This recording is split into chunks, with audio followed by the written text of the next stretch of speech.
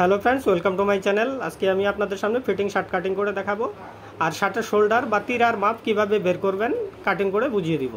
তাহলে চলুন প্রথমে শার্টের মেজারটাকে দেখে নেই। লেন্থ লম্বাটা 26.5, chest 36, stomach 35, shoulder 17.5, sleeve 23, bottom 9, collar 14। তাহলে চলুন এখন আসি মেন টপিকে। প্রথমে আমি শার্টের কাপড়টাকে সোজা করে নেব, নিয়ে এইভাবে ডাবল করে বসায় নেব। আমি এখানে 1 ইঞ্চি আপ ডাউন রাখছি, আপনি এখানে সমান করে নিতে পারেন।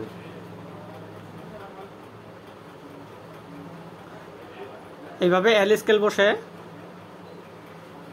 এইভাবে নিচে একটা দাগ দিয়ে দিব।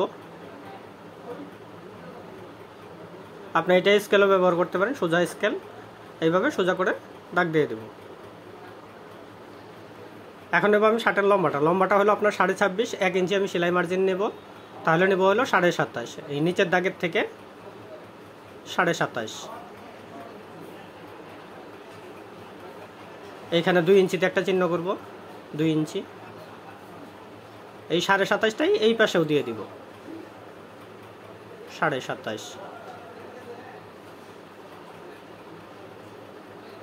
এইখানে 2 ইঞ্চিতে একটা চিহ্ন করব, 2 ইঞ্চি। এখন সোজা করে দাগ দিয়ে দিব।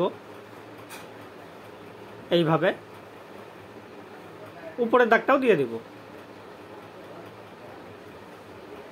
এইভাবে। এখন নেব আমি প্লেটটা নেব আমি এই মাথায় থেকে 2 ইঞ্চি, প্লেটের জন্য 2 ইঞ্চি। হাফ ইঞ্চি ভিতরে আপনার বোতাম থাকবে, হাফ ইঞ্চি। এই মাপটাই নিচেও দিয়ে দিব, 2 ইঞ্চি, হাফ ইঞ্চি। এখানেও দেবো 2 ইঞ্চি প্লেটের ভাঁজের জন্য, 2 ইঞ্চি, হাফ ইঞ্চি ভিতরে বোতাম। এখন সোজা করে দাগ দিয়ে দিব, এইভাবে দাগটা সম্পূর্ণ করে দেব। এইভাবে আপনার বোতামের দাগটাও দিয়ে দিব। এই লেভেলে আপনার বোতাম বসবে, বোতাম গার্ড। আপনার কলারটা হলো 14কে 5 ভাগ করলে আপনার হইতেছে 2.80। আমি নিব হলো 2.75।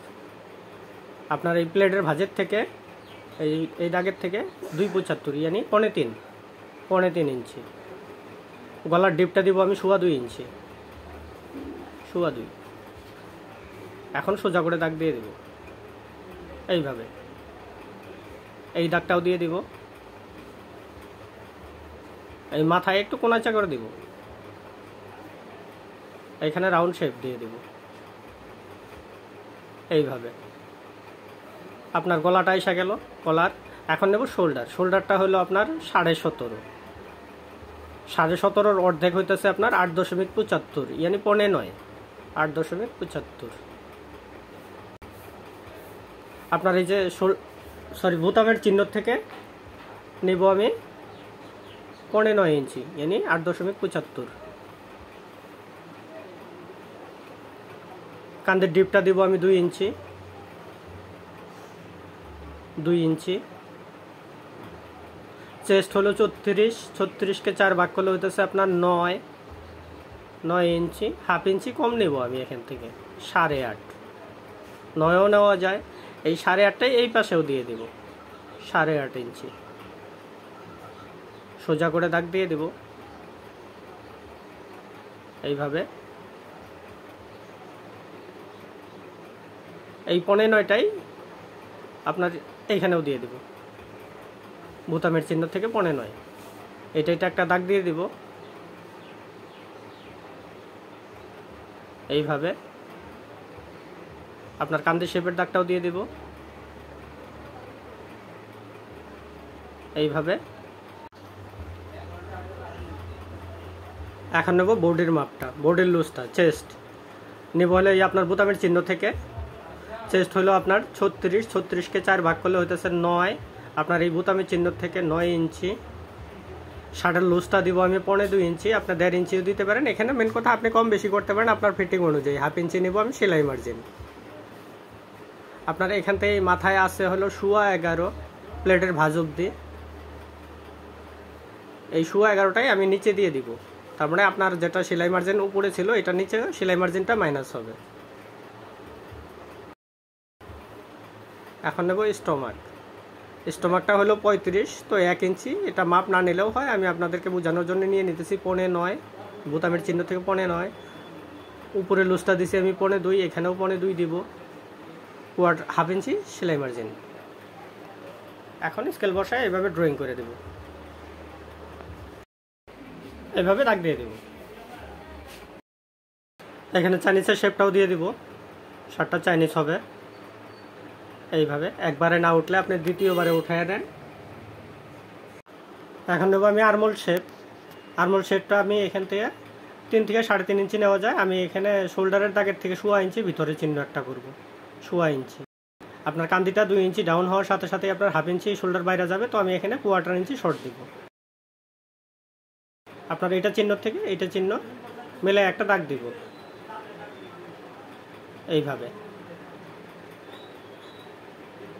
এইখানে রাউন্ড শেপ দিয়ে দেব, এইভাবে। আপনার ফ্রন্ট সাইডের ড্রয়িং কমপ্লিট হয়ে গেছে, এখন কাটিং করে দেব। তো আপনাকে রিকোয়েস্ট করব, ভিডিওটা যদি ভালো লাগে লাইক করেন, শেয়ার করেন, আর যদি আপনি আমার চ্যানেলটাকে প্রথম দেখছেন সাবস্ক্রাইব করবেন প্লিজ। আপনার এই প্লেটের ভাঁজের চিহ্নটা উঠায় দেব, এইভাবে। আমি পকেটটা নিব 7.5 ইঞ্চি নিচে, উপর থেকে আপনার 7.5 ইঞ্চি, আপনি এখানে কম বেশি নিতে পারেন।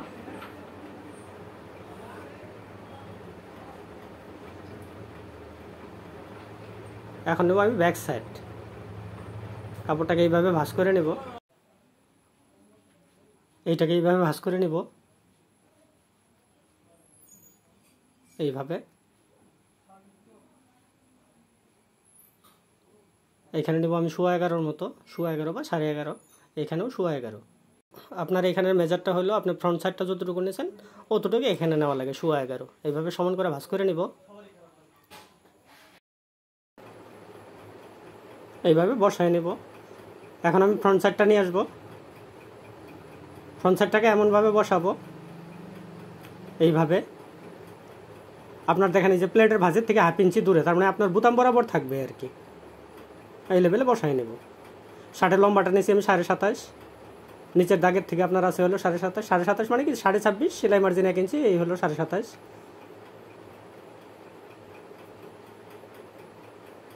27.5 ইঞ্চি। এখন ব্যাক সাইডের শর্টটা আমি কতটুকু নেব? আপনি এখানে 1.5 ইঞ্চির থেকে আপনি 2.25 ইঞ্চি দিতে পারেন ডাবল শোল্ডারে, আমি এখানে শর্ট দেবো 2 ইঞ্চি,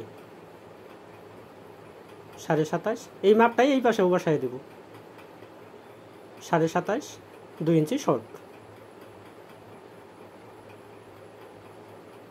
এখন সোজা করে দাগ দিয়ে দেব, এইভাবে।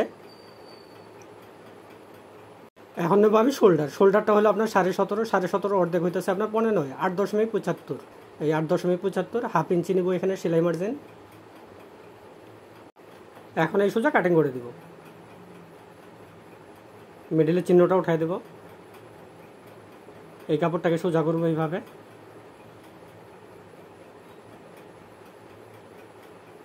এখানে এইভাবে স্কেলটাকে সোজা করে বসাবো, এইভাবে সোজা করে একটা দাগ দিয়ে দেব, এখানে রাউন্ড শেপ দিয়ে দেব। আপনার এখানে ব্যাক সাইডের শর্টটা নিয়েছি হলো ফ্রন্ট সাইডের থেকে শর্ট নিয়েছি 2 ইঞ্চি, এই 2 ইঞ্চিটা আমি এখানে লেখা রাখলাম, আপনার শোল্ডার কাটিং করার সময় বুঝাইয়া দেব এই 2 ইঞ্চিটা। এখন ব্যাক সাইডটা কাটিং করে দেব, এইভাবে। এটাকে ভাঁজ করবো এইভাবে, নিচের চাইনিজটাও কাটিং করে দেব, আপনার চাইনিজটা এইভাবে সমান করে কাটিং করে দেব। আপনার নিচে ওই প্লেটের ভাঁজের চিহ্নটা উঠাই দেব, এইভাবে। আমি দেখছি অনেকেই শার্ট কাটিং করে এখানে হাফ ইঞ্চির মতো ছোটো করে দেয় পিছনে ঝুলে যাওয়ার জন্য। আমি আপনাকে 100% গ্যারান্টি দিচ্ছি, আপনি এই ফর্মুলাটাকে ব্যবহার করেন, আপনার শার্ট কোনোদিনই পিছনে ঝুলবে না।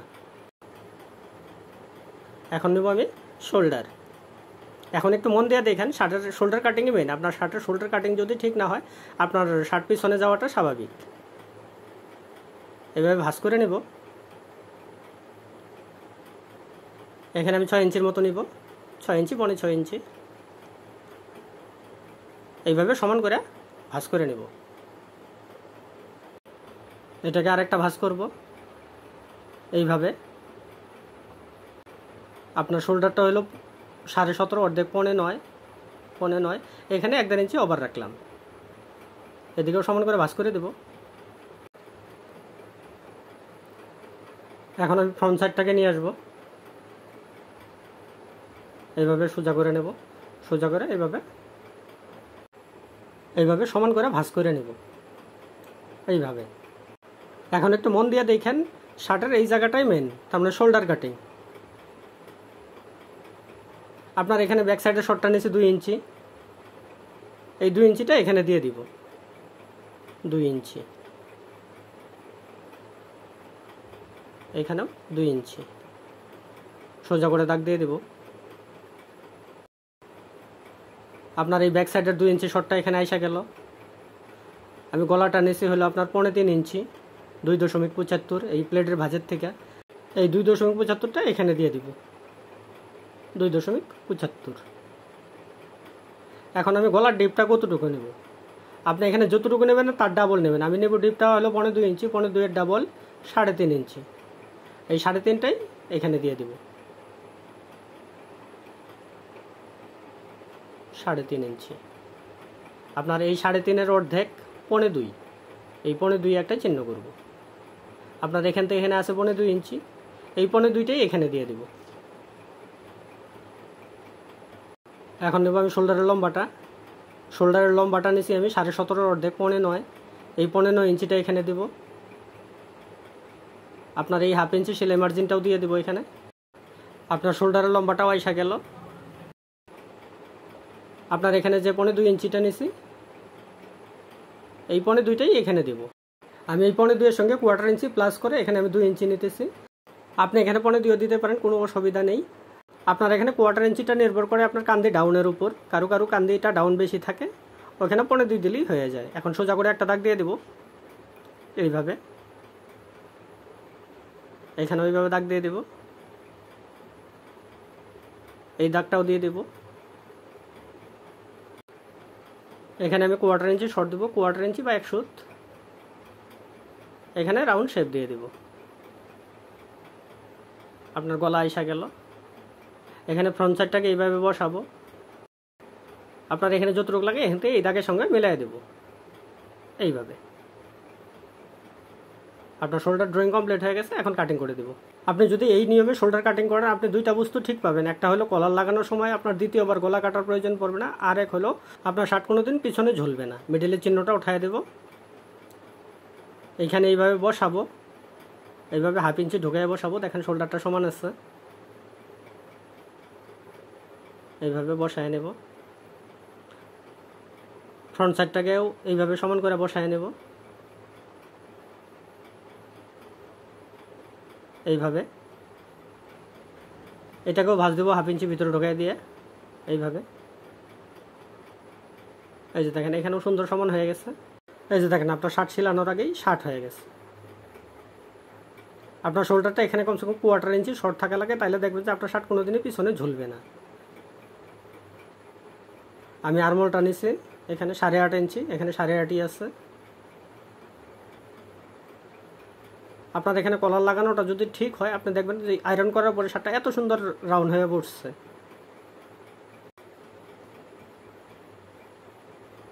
এখন নেব আমি স্লিভ, হাতা। এই কাপড়টাকে এইভাবে সমান করে ডাবল করে ভাঁজ করে নেব।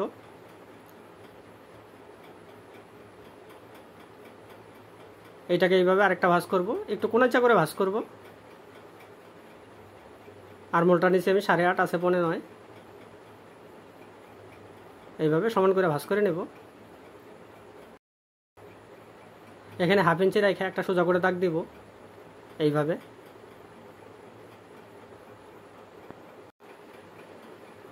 আরমোল শেপটা নেব আমি 3 ইঞ্চি, 3 ইঞ্চি। স্লিভ, হাতের লম্বাটা হলো আপনার 23.5 ইঞ্চি। এই দাগের থেকে আমি এখানে 23.5 নেব, 23.5 ইঞ্চি। এখন আমি কপের জন্য ছেড়ে দিব, কপটা নেব 2 ইঞ্চি, তাইলে এখানে 2 ইঞ্চি বাদ দিলাম, 1/2 ইঞ্চি নিলাম আমি সেলাই মার্জিন। এখানে সোজা করে দাগ দিয়ে দেব এইভাবে।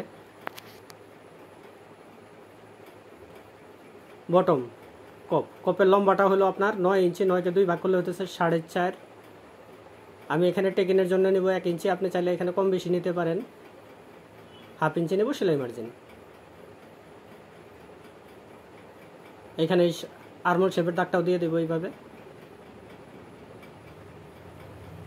এখানে নেব আমি 8.5 ইঞ্চি, আর্মহোলটা কাটছি আমি 8.5 ফ্রন্ট সাইডে 8.5 ইঞ্চি। এখানে আমি সেলাই মার্জিন 1/2 ইঞ্চি প্লাস করব। আপনার এখান থেকে এইভাবে রাউন্ড শেপ দিয়ে দিব এইভাবে, এখানে মিলাই দেব। আপনার একবারের যদি না ওঠে আপনি দ্বিতীয়বার ট্রাই করে এইভাবে মিলাই দেবেন এইভাবে।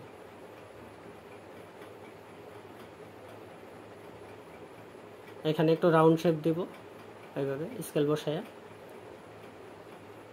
এইভাবে দাগ দিয়ে দেব। এখন কাটিং করে দেব।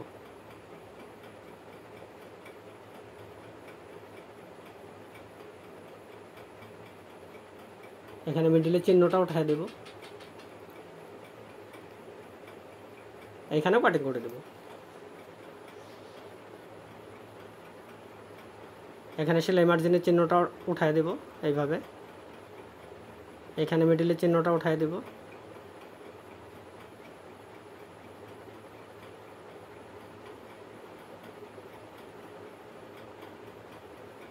কাপড়টাকে এইভাবে সোজা করব এইভাবে। এখন নেব আমি তালপাট। আপনার এই জায়গাটা লুজ পরে আপনার শেপটা ঠিক এখান থেকে উঠাবেন এইভাবে, সেলাই মার্জিনটা বাদ দিয়ে এইভাবে 1.5 ইঞ্চিতে 1 ইঞ্চি শেপ দিয়ে দিব তালপাটটা।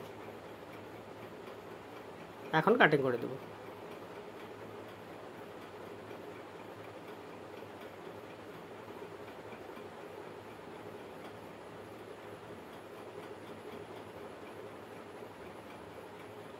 এই মিডিলের সঙ্গে এইটার মিডিল মিলাবো এইভাবে, সেন্টারটাকে মিলাই দেব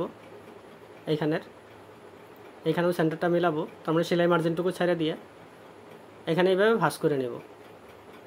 এখানে হবে আপনার চাকপট্টিটা নেব আমি 5 থেকে 5.5 ইঞ্চি, তো 5 ইঞ্চি নিলাম আমি এটাতে। এখানে কাটিং করে দেবো এইভাবে, এখানে 1/4 ইঞ্চির মতো ঢোকাই দেবো এইভাবে। এটাকে ওইভাবে ভাঁজ করব সেন্টার মিলায়া এইভাবে।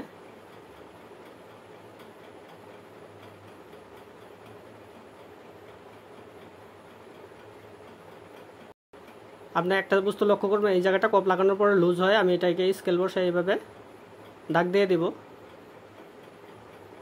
এইটুকু আমি কাটিং করে দেব যেন কপ লাগানোর পরে ওই লুজটা না হয়, সুন্দর বৈশা যাবে। তো আমি আপনাকে নিশ্চয়ই বোঝাতে পেরেছি, না বুঝলে ভিডিওটা আরেকবার দেখেন, আশা করি বুঝবেন, এত সুন্দরভাবে বোঝানো আছে। তারপরেও যদি আপনার বুঝতে কোথাও অসুবিধা হয় আপনি কমেন্ট করেন, আমি চেষ্টা করব আপনার প্রবলেমটাকে সলভ করার জন্য। ভিডিওটা যদি ভালো লাগে লাইক করেন, শেয়ার করেন, আর যদি আপনি আমার চ্যানেলটাকে প্রথম দেখছেন সাবস্ক্রাইব করবেন প্লিজ। সম্পূর্ণ ভিডিওটা দেখার জন্য ধন্যবাদ। আজকের মতো এইটুকুই, আবার দেখা হবে আর পরের ভিডিওতে। ভালো থাকেন, সুস্থ থাকেন, নমস্কার।